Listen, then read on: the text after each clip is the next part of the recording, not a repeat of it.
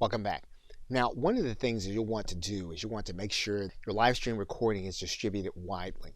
And so to do that, you may need to make sure that all of the information in it is going to be appropriate. So to do that, what you're going to do is you're going to go to your Creator Studio.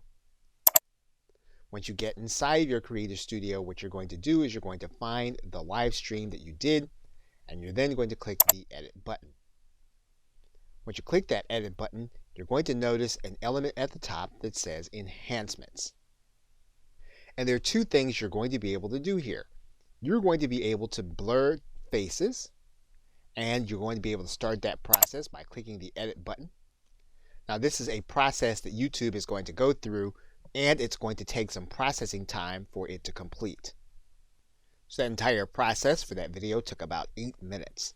So what we're going to do is we're going to close out the timer, and then we're going to select the faces of the individuals that we want to have blurred.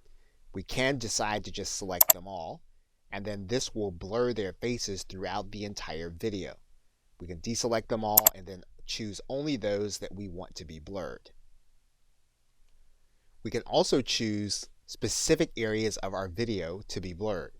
So we click this Edit button. What's going to happen is we're going to then select where we want the blurring to occur. In this case, we can select the objects that we want to have blurred.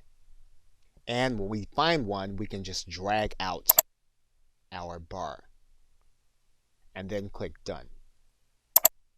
We do that. Once it's been applied, we can save this, and we can have this video saved in place, or we can save it entirely as a new video. Okay, so with that, thanks, and I will see you in the next video.